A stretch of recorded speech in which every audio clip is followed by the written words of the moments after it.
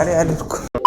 अगर वीडियो का नाम सुनकर ही वीडियो को स्किप करने के बारे में सोच रहे हो तो एक मिनट रुक जाओ, पहले मेरी एक बात सुन लो।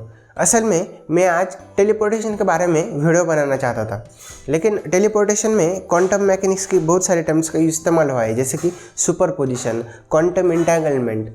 तो मैंने सोचा क्यों ना पहले एक बेसिक फंडामेंटल्स का एक वीडियो बना लूँ, जिसका यूज़ करके हम फ्यूचर में आने वाले हमारी जो साई-फाई मूवीज़ की सीरीज़ है, जिसमें हम सारे जो कॉन्सेप्ट्स है जो साइंस से निकले हुए हैं वो मूवीज़ में इस्तेमाल हुए हैं, उसको हम साइंटिफिकली समझाने वाले हैं।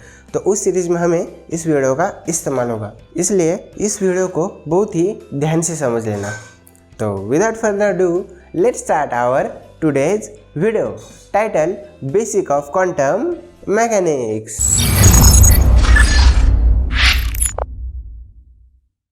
सबसे पहले हम क्वांटम मैकेनिक्स इस शब्द को समझ लेते हैं। क्वांटम यानी वेरी स्मॉल स्केल, मतलब एटम एंड मॉलिक्यूल के स्केल पर। मैकेनिक्स मतलब इस क्वांटम स्केल पर एटम्स को ऑब्जर्व करना, मॉलिक्यूल्स के बिहेवियर को ऑब्जर्व करना। हम स्टेप बाय स्टेप एक एक चीज़ को समझने की कोशिश करते हैं। तो our first term is superposition.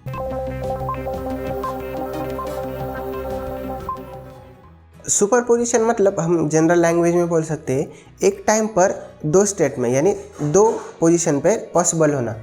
अगर डेली लाइफ का एग्जांपल ले तो एज्यूम कर लो कि एक आदमी एक ही टाइम पर घर भी है और वही आदमी ऑफिस में भी है। सुनने में थोड़ा सा वियर्ड लगता होगा, लेकिन ये तो सिर्फ शुरुआत है क्वांटम मैकेनिक्स के वियर्डनेस की। तो इस फिनोमेना को फर्स्ट टाइम डिटेक्ट किया गया था यंग्स के डबल स्लिट एक्सपेरिमेंट में। हम देख लेते हैं आखिर ये कैसे डिटेक्ट हुआ और आखिर डबल स्लिट एक्सपेरिमेंट क्या है। डबल स्लिट एक्सपेरिमेंट बहुत ही सिंपल सा एक्सपेरिमेंट है। इसमें तीन चीज़ों की हमें ज़रूरत पड़ेगी। एक तो होगा हमारा सोर्स, हम इसे लाइट सोर्स कह सकते हैं। दूसरे होगी हमारी स्लिट्स, जो दो स्लिट्स हम लेंगे जो स्मॉल साइज़ में कट की होंगी। और थर्ड है हमारे पास स्क्रीन। तो क्या होता है, जब सोर्स में से लाइट पास की जाती है तब वो उन स्लिट में से जाकर एक दूसरे के साथ इंटरफेयर करती है और कंस्ट्रक्टिव एंड डिस्ट्रक्टिव इंटरफेरेंस तैयार करती है। ये दो टर्म क्या है ये मैं आपको बाद में बताऊंगा। और ये कंस्ट्रक्टिव एंड डिस्ट्रक्टिव इंटरफेरेंस की वजह से हमें स्क्रीन पर एक पैटर्न सा दिखाई देता है, जिसमें बीच में बहुत ही ज़्यादा डेंसिटी वाली स्ट्रिप और ग्रेजुअली कम होती जा रही स्ट्रिप्स हमें दिखाई देती है। दिखने में तो सिंपल है, इसमें क्या है, कुछ वियर्ड नहीं, कुछ नहीं। लेकिन वियर्डनेस तब स्टार्ट होती है जब हम उसको फोटोन पास करते हैं। फोटोन यानी लाइट पास करते हैं। जैसे कि आइंस्टाइन ने बताया कि फोटोन एक पार्टिकल है जिसको उसने क्वांटा नाम दिया, जिसको उसने उसके फोटो इलेक्ट्रिक इफेक्ट वाले एक्सपेरिमेंट में प्रूव किया है।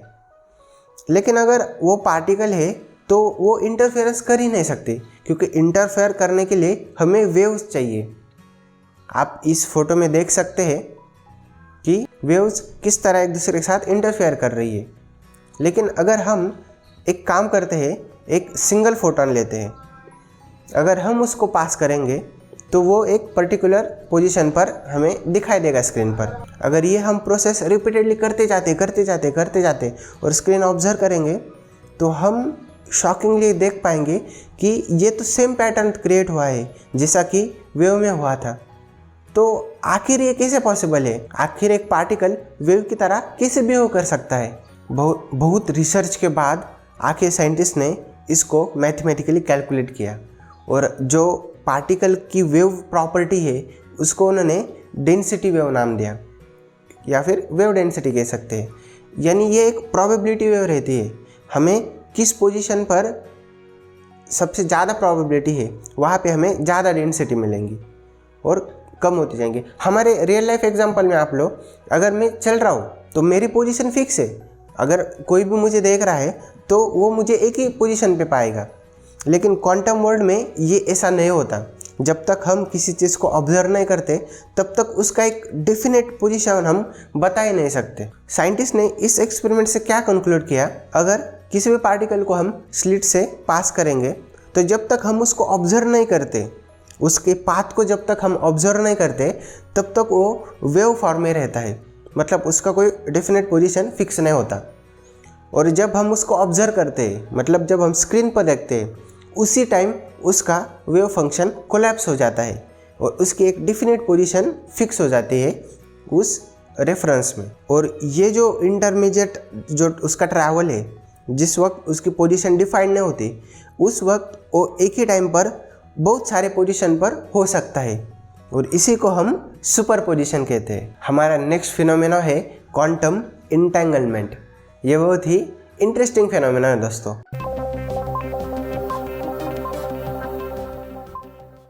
इसके हिसाब से जब हम दो पार्टिकल को इंटेंगल कर देंगे, इंटेंगल मतलब एक प्रोसेस है जिसमें ये दो पार्टिकल एक दूसरे को क्वांटम इंफॉर्मेशन सेंड कर पाएंगे।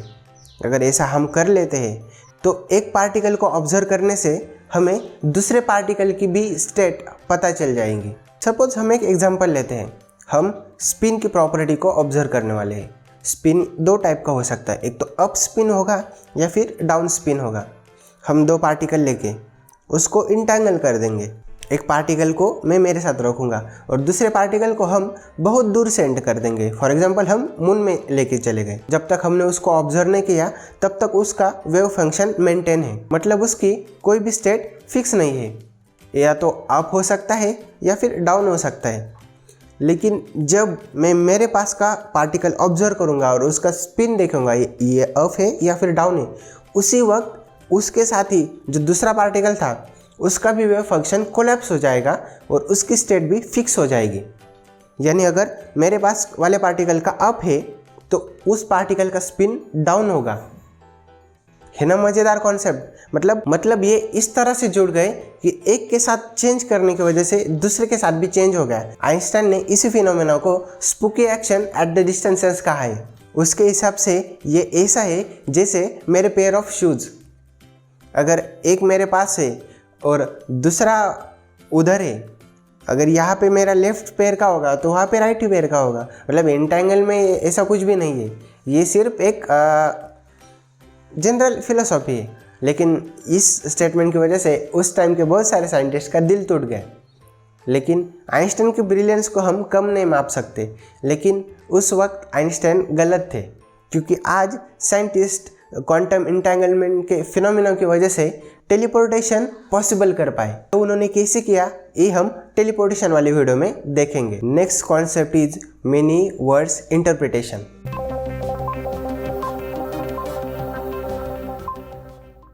आपने स्क्रॉडिंगर्स कैट का एक्सपेरिमेंट तो सुना ही होगा, अगर नहीं सुना तो मैं आपको बता देता हूँ।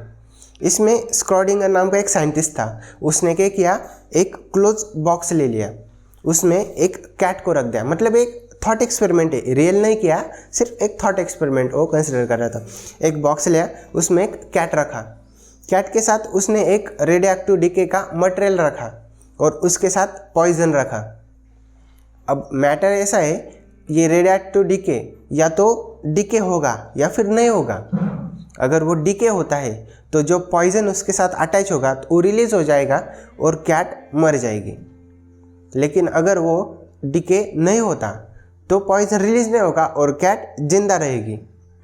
अब वो बॉक्स इस तरह का है कि हम उसके अंदर देख ही नहीं पाएंगे, पूरा rigid and solid black box है वो। तो हमारे सुपरपोजिशन के फिनोमेना के अकॉर्डिंग जब तक हम उस बॉक्स को ऑब्जर्व नहीं करेंगे खोलकर, तब तक कैट उस बॉक्स में सुपरपोजिशन में होंगी। मतलब एक ही टाइम पर वो डेड भी होगी एंड जिंदा भी होगी। उसने उसकी नई थ्योरी प्रपोज की। उसके हिसाब से जब भी हम बॉक्स को ऑब्जर्व करेंगे तो वेव फंक्शन कोलैप्स हो जाएगा और कैट की कोई तो एक स्टेट हमें दिखेंगी, या तो जिंदा या फिर मरी हुई। लेकिन जो दूसरी स्टेट है वो भी पॉसिबल है, लेकिन वो हमारे नहीं बल्कि एक दूसरे पैरेलल यूनिवर्स में होगी। यानी जो भी पॉसिबिलिटी पॉसिबल है वो सारी हैपन होगी, एक हमारे यूनिवर्स में होगी और बाकी सारी पॉसिबिलिटी अनदर यूनिवर्स में होगी। और इस तरह उसने मेनी वर्ड इंटरप्रिटेशन का कॉन्सेप्ट सामने रखा। और इसी कॉन्सेप्ट की वजह से हम मल्टीवर्स, जो साइफाई मूवीज में एक इंटरेस्टिंग टॉपिक है, उस पर हम बहुत सारी मूवीज़ देख रहे हैं। उसी के साथ जो एवेंजर्स के मूवीज़ है, उसमें जो आने वाली जो नेक्स्ट मूवी है doctor stranger in the multiverse of madness, उसमें भी इसी मल्टीवर्स का इस्तेमाल हुआ है। तो ऐसे बहुत सारे कॉन्सेप्ट रहते हैं जो हम मूवीज़ में देखते हैं, लेकिन उसके बिहाइंड का जो साइंस है वो हम नहीं समझ पाते। इसलिए मैं यहाँ पे बैठा हूँ आपको यही सारे कॉन्सेप्ट के पीछे का साइंस बताने के लिए। अब ये सारे जो कॉन्सेप्ट्स है ये सुनने में तो बहुत ही इंटरेस्टिंग एंड मज़ेदार लगते हैं, लेकिन ये इतने भी आसान नहीं है। जितने हमें सुनने में अच्छे लगते हैं उतना ही उसके पीछे कॉम्प्लेक्स मैथमेटिक्स एंड ब्रिलियंस है उन साइंटिस्ट का जिन्होंने ये डिस्कवर किए। अगर दुनिया की किसी भी चीज़ को अगर आप देख रहे हो तो सिर्फ देखो मत, वो क्यों हो रही है, वो उसके पीछे का साइंस क्या है, ये जानने की कोशिश करो। Quantum mechanics is very wide topic, उसमें बहुत सारे कॉन्सेप्ट्स हैं, लेकिन मैं आपको mathematics and all that boring phenomena दिखाकर बोर नहीं करने वाला। मैं सिर्फ आपको उसके पीछे की फिलोसॉफी एंड जनरली ये क्यों है और इसके पीछे का साइंस का ये बताने वाला हूँ। आई थिंक आज के लिए इतना बहुत है। अगर कोई टॉपिक मिस हो गया तो उसकी जो एप्लीकेशन वाली वीडियो हम बनाएंगे तो उस वीडियो में हम उस टॉपिक को डिस्कवर करेंगे। रुको, लेकिन एक बहुत इंपॉर्टेंट बात रह गई। बहुत सारे लोग सिर्फ वीडियो देखते हो और भाग जाते हो, सब्सक्राइब कौन करेगा? अरे भाई लोग प्लीज़ सब्सक्राइब करो, क्योंकि इससे मुझे मोटिवेशन मिलेगा आने वाले टाइम में और ही ऐसे इंटरेस्टिंग यानी अच्छे वीडियो बनाने के लिए। नहीं तो मुझे डेंगे भाई को बताना पड़ेगा, और डेंगे भाई क्या करेंगे आपको पता ही। तो चलो मैं मिलता हूँ आपको नेक्स्ट वीडियो में, तब तक take care and bye bye. कहाँ मेरा जिगर गया जी, अभी अभी यहीं था किधर गया जी।